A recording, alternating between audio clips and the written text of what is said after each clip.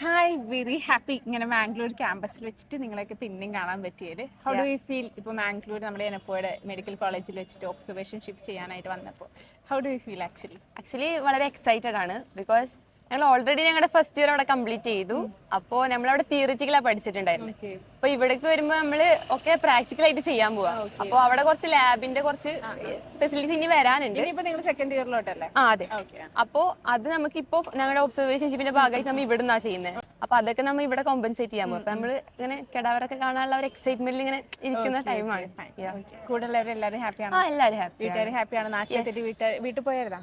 വീട്ടിൽ പോയി 3 ദിവസം എത്ര ദിവസം ഉണ്ടാവും ഇവിടെ? ഞാൻ പോയില്ലേ? ഇവിടെ ഞങ്ങൾക്കൊരു 16 days പ്രോഗ്രാം. 60 days അല്ലേ? Okay, fine. Anyways, all the very best. ഇനി നമുക്ക് അടുത്ത വർഷം വരുമ്പോ കാണാം.